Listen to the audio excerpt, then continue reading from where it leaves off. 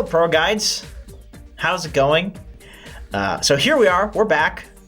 I got Newsham with me. Just to introduce him again for anybody that doesn't know. Maybe you didn't see the position 5 tier list.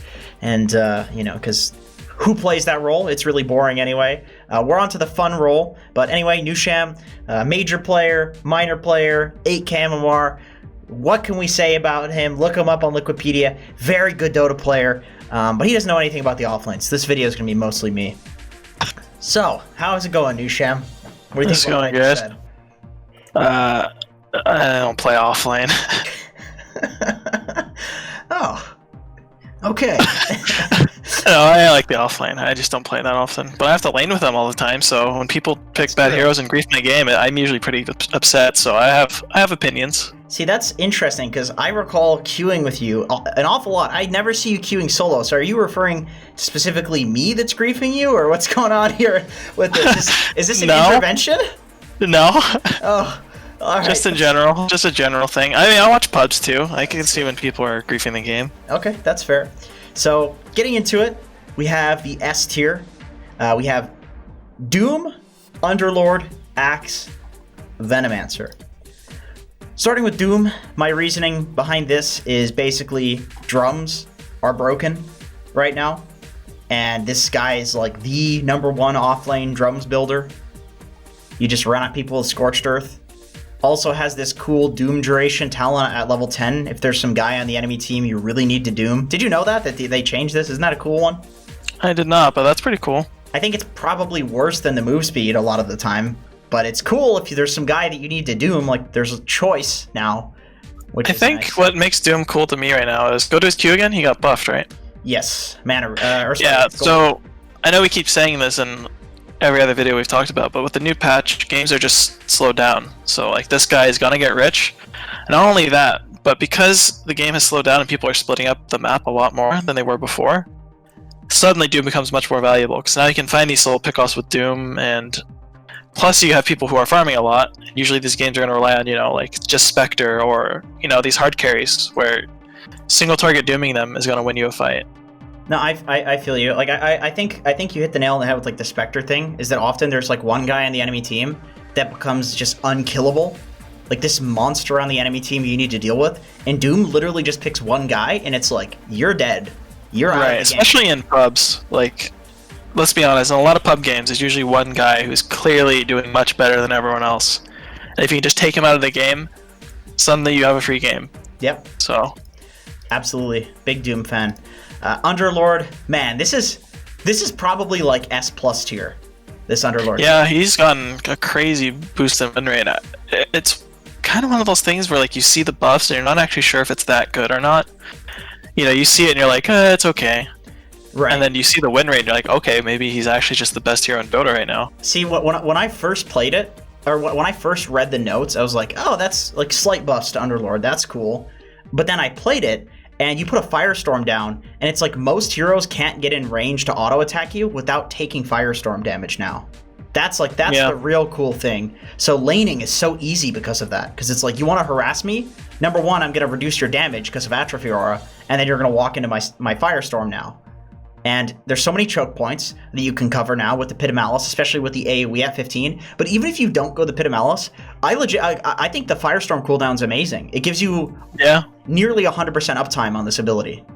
I think he's one of those heroes that got some reworks in his talent tree where it just actually makes him feel really good. There were some talents like before in the previous patches when they're first adding talents where like there's very clear winners. Like Furion literally just got free items for some reason, just a ton of damage and armor and all this stuff. That was cool.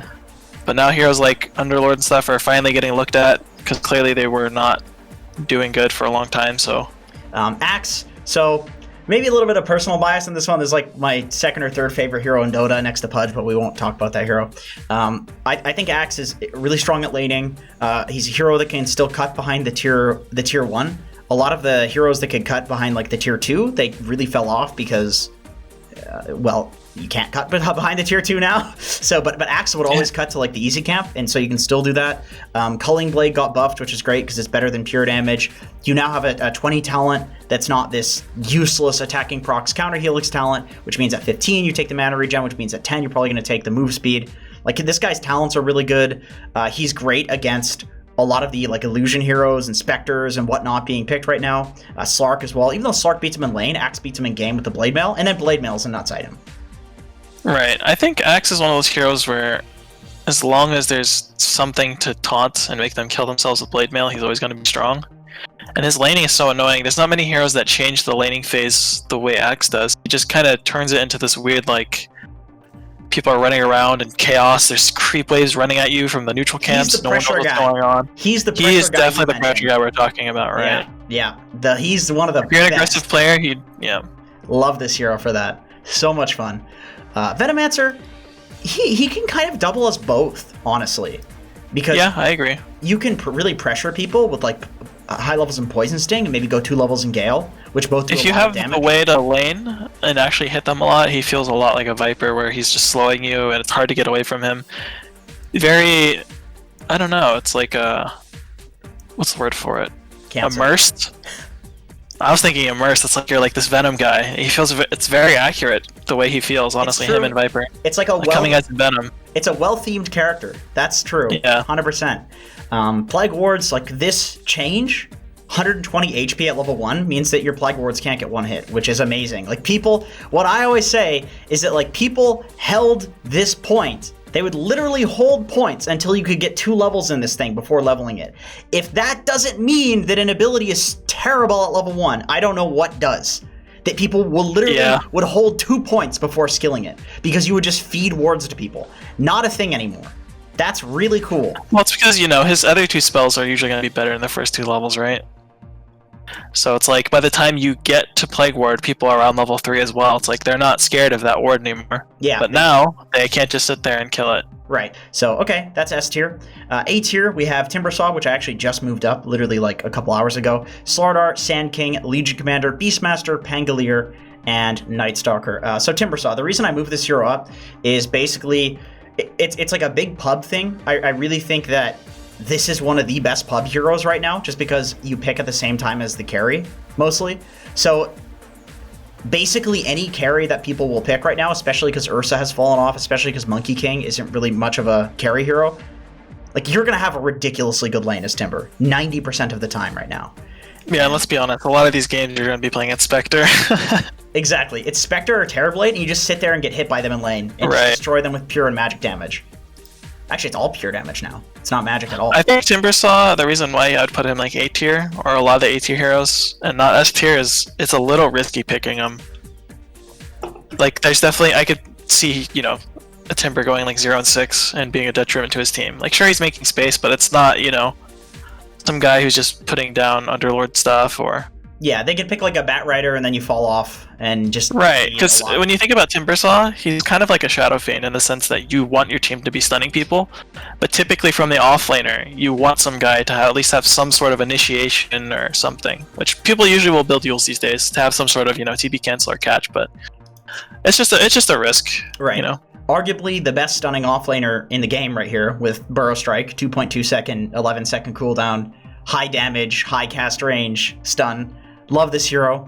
Caustic Finale just got reworked. So I've seen Kezu playing this, and he goes Burrow Strike max, and then 2 points in Caustic. And so the cool thing about this, and my argument for why Sand King is good and why this Caustic is good, is not because of the damage that it does, because I know that's... Even when I made my patch analysis video, I literally used Sand King in the thumbnail and a nuclear bomb going off behind him, because I was thinking, like, this is a crazy, like, nuke that he has now. But what really sells this to me is that now Sand King has a 15 or 20% slow when he hits you, along with a 30% slow from Epicenter when he epis you. So you're just stuck in his Sandstorm forever. Like, before, you had to wait until the Caustic procced to get the slow. Now you hit them, and they're slowed automatically, like Broodmother slow.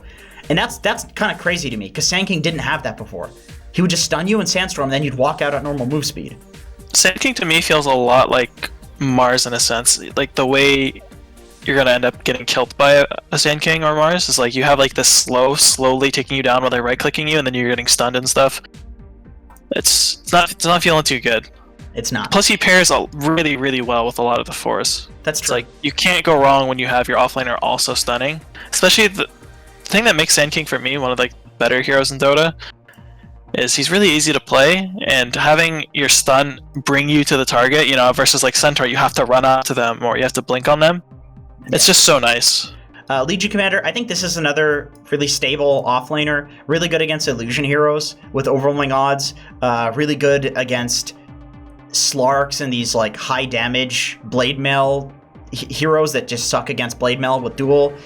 Press the attack is a great counter initiation tool. It's probably the best purge in the game that comes from an offlaner. Like Abaddon Omni are kind of bad right now, so I'd definitely put LC in a similar pool of acts. It's like you want to be lane dominating. You're like this blade mail guy that you make them hit you. yeah, it's the most appealing part to LC to me is like I don't know, it's like a carry player's offlaner, you know? Yeah, you right click a lot instead of casting spells as much, but you still do cast spells and it matters a lot more. But I'd argue that like people started doing this more points in E build with the counterattack. Yeah, and it feels really hard to lane against. It feels really bad when they man up on you and hit you back and lifesteal and stuff. It does. This is like a Snake King hero versus like a maybe Monkeys Forever hero. Like you have these like different styles of offlaners. You have the carries, you have the people who like picking the int heroes, you have the people who like creating chaos, you have the people that like to basically, you know, dominate the game and farm. This is like the farming hero. That carries the game. You wouldn't see like Brax playing this hero. Brax is going to be the Sand King, the Tite Hunter. And if he does, he plays it probably with a pipe and a medallion and saves people. He plays like that sort of Legion Commander, I would imagine. Okay, oops, I skipped Beastmaster. I mean, this hero's been good for so long. How can you go wrong with the BKB piercing nuke disable that also pushes other people away, lets you isolate a target? You have the vision from Hawks, especially with the new talent, the 200 Hawk vision. You have Boar, which I thought the mana cost would be a pretty big deal, but it's not, especially because you go Necro book on this hero still. And Necro has 2 Sage's masks, and that gives you infinite mana basically. Well, it's not just that. Usually you're going to have your aura in the early game, right? When mana would be a problem, so you only have one spell to cast. I suppose you can still cast your Hawks, but do you really need to see that much? You know, you're going to see like not that maybe some trees so your supports can fight each other or whatever, but yeah. Right. Maybe if you could still block camps with Hawk, maybe it would be like, oh, this costs so much. Yeah, it would feel bad, but now it's just like you're just using Boar. That's basically all you are. Is you are a right click, an aura, and a Boar. Now it's literally like, hey, the support isn't here. Or, oh, hey, the carry hasn't been here. Are they jungling? Are they pulling? Like that's about it. And that's gonna be like, you know, level 5. You're fine. You don't need the mana. Yeah. Pangolier, probably S tier if you're really good at it. I mean, it's just I have a pretty strong opinion of Pango. I think he's kind of the opposite of like Sand King or Slardar, where it's like you don't really need to be an expert at the hero or anything, and you're gonna have good game impact, right? Yeah. But on Pangolier, I think you could potentially game ruin by feeding your brains out or bouncing into walls and jumping around. I've seen it before. Like I know BSJ, I've seen his Pango. It's not good. BSJ versus Lukey. Yeah, exactly. Yeah. But I think in the right hands, Pangolier is definitely S tier. Definitely. Almost every game, actually. Right. Rolling Thunder is just like ridiculous chain disable if you're good at it. And then the hero scales too. Night Stalker, one of my personal favorite heroes, maybe a little bit of personal bias in there, but my big argument for Night Stalker, and I told you before we recorded, I would tell you what my argument is live so that way I could get your natural reaction to it out of curiosity. Yep. So basically my reasoning behind Night Stalker is that, so we already talked about how the at least like the first 5 minutes are kind of slow. You have these like Spectres, Warlocks that are kind of hard to pressure, and I feel like Night Stalker, you don't get pressured by these heroes until level 5, and even if you do get pressured by a safe lane, drums is so cheap that once you get the drums and it becomes nighttime, even if you had a bit of a rough 1 to 5 minutes, you still can pressure them out of lane with the first night because drums are so cheap. That's basically my argument for this, is that the early game items for him are so efficient. Either people go like 2 bracers or they go drums and they just pressure with that. I could see it. I think people are starting to steer away from these Banes and Ogres. Yeah. And they're trying to be a little bit more greedy on their 5s now because they know the game's going to go later, picking like, you know, Crystal Maidens and Train Protectors. Yeah. I could totally see it, where you're going to have more of a laning stage, where you're not going to get pushed out, you'll find a bit more farm, and then when you hit nighttime, I could definitely see your argument for it. That's kind of what I'm thinking with it. And then also just a great hero for killing a lot of or for dealing with, I should say, a lot of the supports that people pick right now. You have these like Banes, Jakiros, like heroes that you don't necessarily want to focus your entire effort on killing them, but having one guy that can kind of go in the back and just silence them and zone them out is really good. Something like Oracle, you know? I feel like Night Stalker is one of the best backline jumpers in the game. Okay, so Slardar, my whole argument for him is basically he reduces your armor by a lot now. That's it. Like, it's like 10, 15, 20 is nuts. And then you have a -4 at corrosive at level 20. Dude, we just played Ags, okay? You and I both know how valuable minus armor is. Anybody that plays Ags Labyrinth and tries to rank up on the leaderboard will know how much like 5 to 10 armor will matter on a unit. Yeah, it's a big deal. It's the difference they did between recently first and change third. the minus armor calculations, so They did. I think Knoxville said that minus armor now is more effective, I believe, but then armor as it scales, there's like a threshold. It's like 1 to 15 armor or something now. You're better off, but then when you're above 15 to like 25 or, you know, infinitely, you're a little worse than before. Right. Something like that. It was very I believe close, the whole point is like basically once you get over capped, not a cap, but you know, once you go over an armor, basically it's not that good in reducing the damage, but if you reduce their armor from that point back down to like normal armor, you get much more value out of minus armor in that regard. Something like that. I don't know. It's really confusing. Basically, just to talk about Slardar though, I don't know. I think he's a little riskier. He's like a riskier Sand King. He's like the fine balance in between like Legion Commander and then Sand King. It's like you're gonna kind of do better in the lane than a Sand King might, and you're gonna scale a bit more.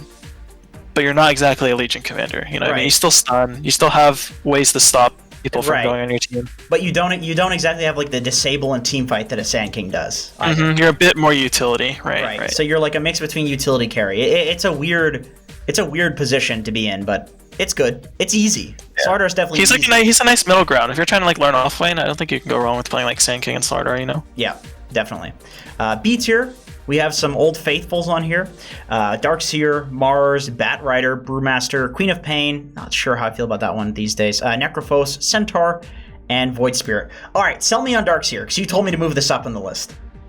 Alright, so I've seen Darkseer a good amount, and I've played it myself. In the few games I have not played Aghanim's Labyrinth or whatever. But basically, his laning was always pretty good. Like, I don't think you could really ever argue that it was that bad. And it's kind of like Doom, where, you know, the things have slowed down a bit in the lane. So you have, like, this thing where eventually you're going to hit your level 2 Ion Shell.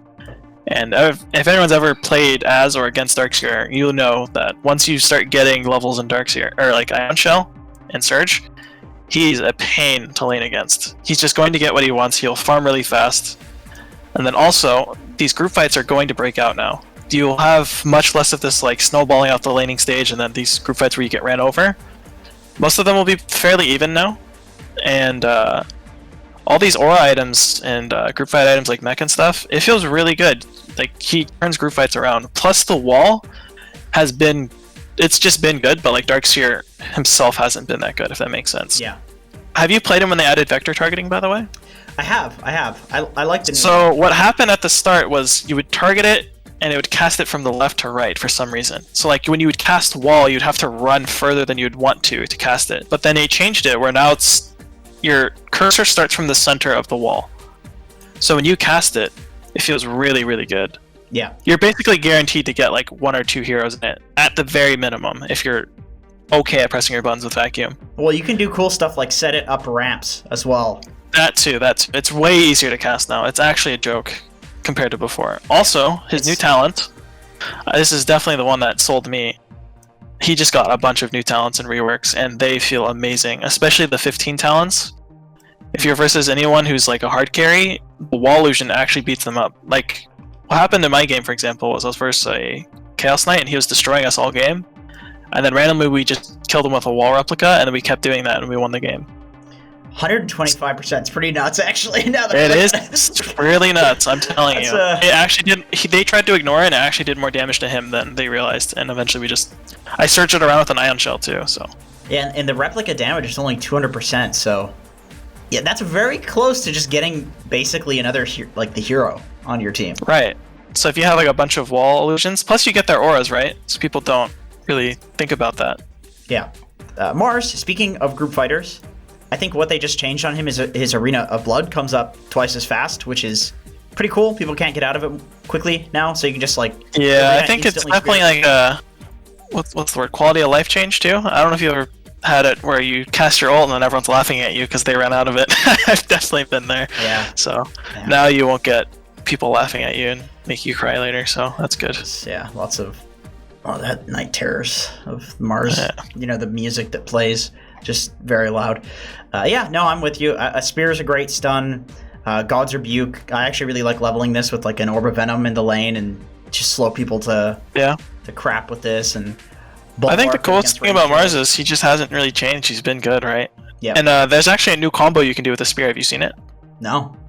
If you blink on someone and spear them, if you cast your ult at max range, you can actually spear first and then ult. And it does like almost max damage. Wow, I had no idea. It's really strong. It's hard to pull off, but I know Lois pulled it off in a pro game against Gunner. So you guys could go look that up. It was all over Reddit for a sec there. Dude, that's pretty cool. That makes it like an instant disable, actually. Basically, yeah. Wow. You basically don't need to be near a tree or anything. You can just do it off your own. That actually, I had no idea. That actually sells Mars to me. Because a big issue with Mars is, oh no, they have a Slark, they have a Phantom Lancer, they have a hero I can't blink on out of smoke. How do I kill them? I have to hope that their camera is somewhere else, and that when I blink and pit them, that they don't notice. So I can stun them. Or sometimes you throw a spear and like... for some reason the map's not programmed very well and they'll fly over a cliff that they shouldn't have, or you know what I mean, like the Roche pit, you can't pin them. I don't know if they fixed that. Stuff like that. So now you have your own way to set up your spear. So that's really nice. Yeah, that's really great. I had no idea. Okay, Batrider. So this hero, they did nerf the Sticky Napalm. They gave him Agi gain though, which I think is really cool because, you know, as an offlaner, he was always kind of like the squishiest one that people would still pick a lot. And so giving him armor as an offlaner is always going to be great, especially because he builds these HP items like BKB and Octarine sort of thing. So yeah, and naturally offlaners are going to be taking a lot of damage compared to other cores. They're like the guy who runs in and causes chaos, right? Yeah, exactly. So it's pretty cool. And Sticky Napalm, they did nerf the turn rate thing, but to me this like doesn't nerf his farming at all because you still can't walk up to him in lane because he'll just kill you with Sticky Napalm. You know, the turn rate is slowed, but like really, if anything, I think turn rate is probably one of the most annoying mechanics in Dota to begin with, and I'm surprised it took them what, like 10 years or something ridiculous to finally change this spell. Yeah. I think this says a lot. It's a long time coming, and I think it's well deserved.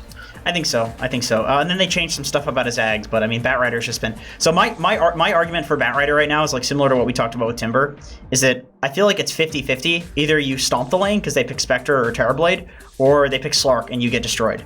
And then you have to cut waves, and you'll be fine. But you're not going to destroy the lane by any means, and the game might be hard. But you have a chance. Timber's definitely one of those guys where you have to really know your limits and push your boundaries. And if you're not basically killing people and living with 5% HP, you're probably doing it wrong. Right, and I feel like Batrider is like that, except to a bit of a lesser degree. But I feel like you have to push limits on Batrider with like creep cutting and stuff like that. Yeah. The avenues where Timber only has to kill heroes. Yeah, you're right. Yeah, definitely. Brewmaster.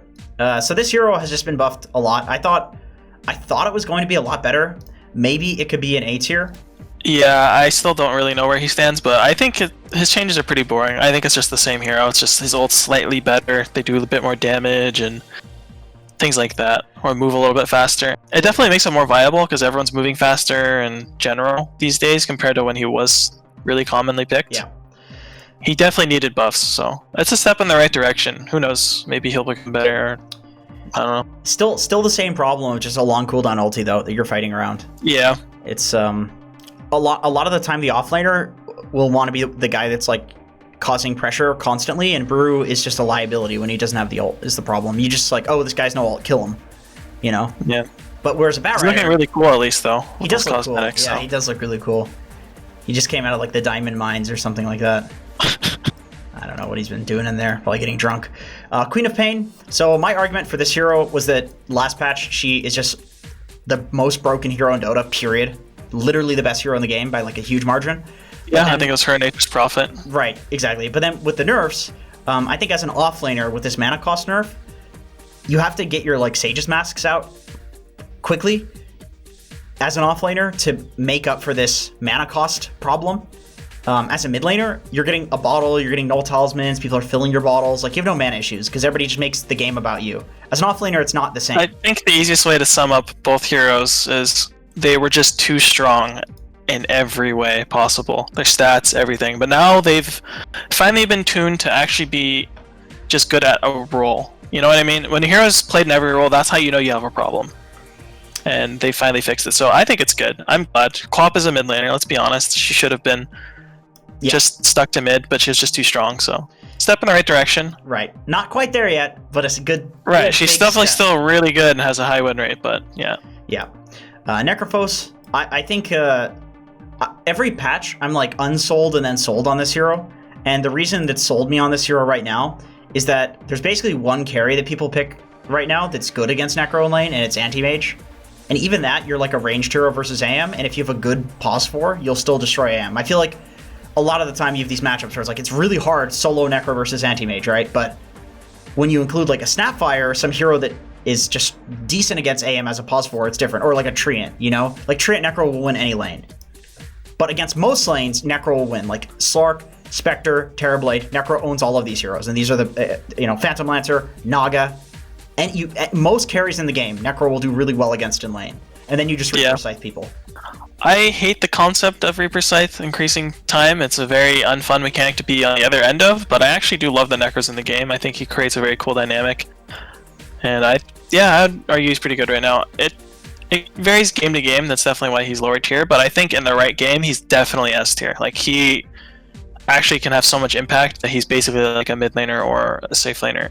Yeah. And you can even just build aura items. That's the funny part, is usually his build isn't going to be like, carry items, but he'll be so impactful that he feels like one. Still does like the highest damage just because of like percentage. Right, just existing and running around. Yeah, I'm unkillable, come get me. Like, all right, yeah, relax, man. You're not supposed to be a carry, okay? Centaur, I thought this hero was going to be really bad when I read the Retaliate nerfs. I think you sold it to me as like a position 4 at first, saying to match the other abilities, and I see people do that as offlaners as well, and it seems good, just playing around like Hoof Stomp and Double Edge, basically. Well, I just think that if you look at a lot of the AoE stuns, they've slowly reduced either turning into just a different spell entirely, like Earth Spirit Q, for example, or they just reduce the duration on the stun. So they kind of did that on this, but it's still one of the highest duration stuns in the game. And now it does a lot of damage too and lower mana cost, so you can press it more often. Yeah. Yeah, and the so cooldown reduction. It just basically changes the dynamic of how you want to look at Centaur, but the other way you would look at Centaur, is like some blinking stunning guy. I think he's much better at that role. I think he's a little bit less of like a lane stomper against right clickers, but I think like stonewalling with like a pause 4 or like a Lina or something, or like something like that, he's way stronger now, in my opinion at least. Yeah, no, that makes sense. That makes sense. And that's the thing, is I was so used to winning lanes with Retaliate that I was kind of ignoring the fact that it's like, well, he's still a blink stunning nuking guy with a good ultimate, like. Right, you can't go wrong. It's like a same thing. Like that. Yeah, you can't go wrong with these neutral stunning offlaner guys that just take damage. Right. And speaking of kind of stunning utility offlane guys, I feel like Void Spirit is the type of hero that you have to be really good with it to win a lane and a side lane with it, because you don't have high levels in the nukes. But you can't go wrong with a guy that has a mobility ability that does damage, a stun that does damage and that also gives vision, and then a shield that does damage in an AoE. It's like all damage and utility, and then a damage dealing mobility ability as an ultimate with 2 charges. Like, how can you go wrong with this guy? He can have any amount of farm and still be useful. Yeah, he does so much burst. Also, do you know that the ult kills couriers? Yeah, it goes through slows them and does damage. Yeah, it's very annoying to deal with. Right.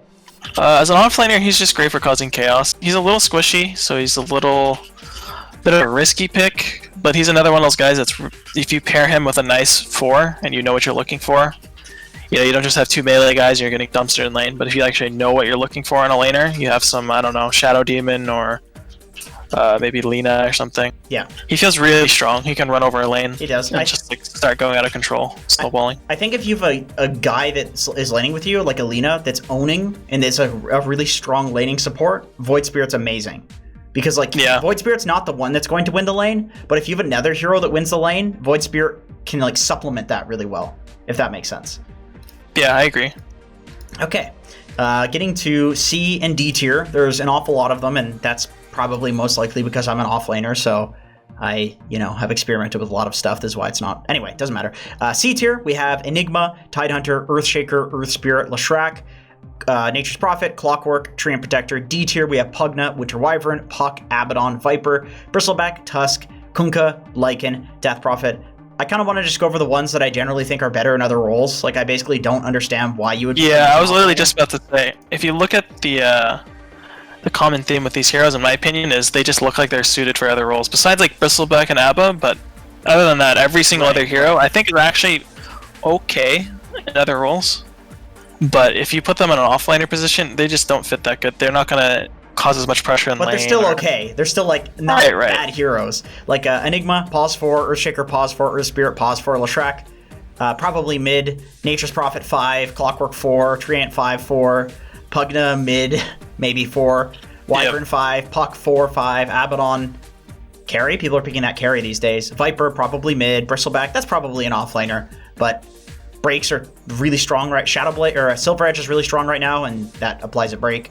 Tusk, he's a 4. Kunkka, he's a mid. Lycan, he's a carry. Death Prophet is a mid. Enigma, I would say, is like an offlaner / 4. We already talked about him. He's probably a 4. Tidehunter, I just think Tide is kind of bad. Breaks are really good. Ravage has a really long cooldown, and it's not good enough to justify that, in my opinion. I think that my argument is always like, look at Enigma's Black Hole now. Like 100 pure damage per second. This ability... also he has a lot of like cooldown reduction stuff. Tide, I think he's one of those heroes we were talking about earlier that have like these updated talents that just haven't, I don't know, they don't feel he's like that an impactful. old guy. He's like an old boomer hero. Whereas like you have these new heroes, it's like Black Hole now creates 3 black holes and does all this crazy stuff. And it's like, okay. And Tide's just like, I have a big AoE stun, guys. It's like, but it's on a really long cooldown. So I promise, guys, I'll get it. It does average damage. Yeah. It's, I mean, below average, 200 damage at level. I guess that's true. It's like it's worse than like anchor smashing somebody once. It's rough. Pretty bad. If they buff that, I think he'll be pretty good though, because I really like the fact that anchor smash now applies your own attack damage. Like that's really cool. It makes it way better. Yeah, that's cool. I've seen actually the only success Tide has had for the most part in games is when he's like snowballing with Deso and stuff. I actually think when he just is played normally, it usually just looks like, I don't know, it's like he's another support, you know? Right. Agreed. Okay, so now we're going to get to the fecal tier, the dog poo tier, and in that we have Pudge and Omni Knight. So we'll talk about Pudge for a second. Ice Frog, if you're out there and you're watching this video on Proguides.com or Proguides YouTube page, doesn't matter where you're watching it, I'm losing it. Please buff this hero. I cannot. He's so fun though. I cannot take it. That's the problem. Here's the problem. He's gonna get picked if he's bad or good. So you may as well just make it good. Because he's going to be in your games, and he's ruining people's games. I unironically think that there is a 100%, not correlation, but causation between the number of people that are playing Dota and how good Pudge is. There's a causation. I'm not saying correlation. I'm literally saying I could write a PhD dissertation on this, and Harvard professors would look over it and agree and say, this is science. That's a lot of Asians and Urshans. I would, as many as were necessary, okay, to get this hero buffed. Okay. I'll do it. And then we have Omni Knight. I think his spells just suck.